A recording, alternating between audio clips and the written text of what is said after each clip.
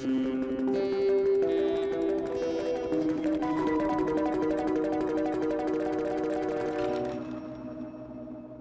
coronavirus continues to spread, despite there being so many unproven remedies floating around. I'm taking it, hydroxychloroquine. You're finishing your 2-week course of hydroxychloroquine, correct? Just finished, yeah. Okay.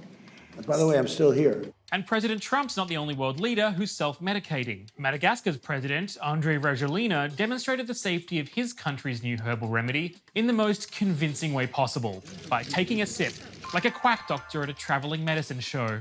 Rajoelina's new favourite beverage is called COVID Organics, brewed from a plant that's used to make a treatment for malaria.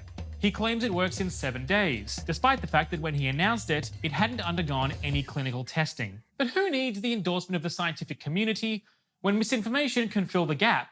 Posts online have falsely claimed the drink has already been endorsed by the World Health Organization, the African Union, and the highest medical authority, God, via the Pope.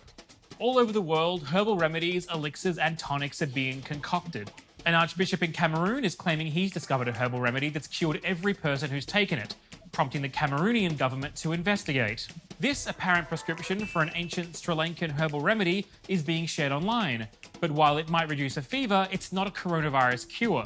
And in Nigeria, this self-described prophetess is claiming to have found the answer in one of the world's most invasive weeds. This is the cure. This is the remedy that God has revealed to me. We've all read that we're living in unprecedented times, an unprecedented number of times. But the influx of so-called cures isn't a particularly unique phenomenon. If you look back at the history of quackery, we've seen all of this before. The kinds of things that are being promoted now, they do have a long history. I don't think they are really unprecedented. You might normally see quack remedies being promoted for all kinds of different conditions, but now everybody's focusing on COVID, so I think it's come a lot more into the limelight. For as long as there's been pandemics, there's been fake ways to cure them. During the influenza outbreak of 1918, people tried wearing balls of camphor around their neck, or taking lumps of sugar doused with kerosene. The difference today is how these methods spread. One of the main vehicles for promoting quack remedies was the newspapers.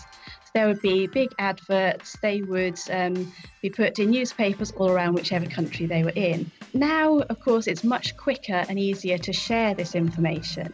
You can gather together people who might be interested in whatever remedy you're trying to sell, and you can also rely on them to share it as well. Perhaps fake cures are so appealing because people are so scared, or maybe it's because vaccine trials are apparently going so poorly. In the UK, the first patient who volunteered for a vaccine trial died, which was big news, particularly for her. But you don't need to worry about a cure if you're one of the lucky people who are immune. In India, posts have been claiming the WHO found that no vegetarians have been infected, which would be convenient seeing as India has the world's highest percentage of vegetarians. And in Georgia, the country, not the state, a number of websites posted the claim that nicotine gives smokers immunity, which would, again, be convenient, seeing as nearly a third of Georgians smoke. A coronavirus vaccine could be years away, and whenever it's ready, it'll inevitably create a whole new host of misinformation. Until then, while the public's patience wears thin, the steady influx of so-called cures will very likely continue. What might change is how willing people are to give them a shot.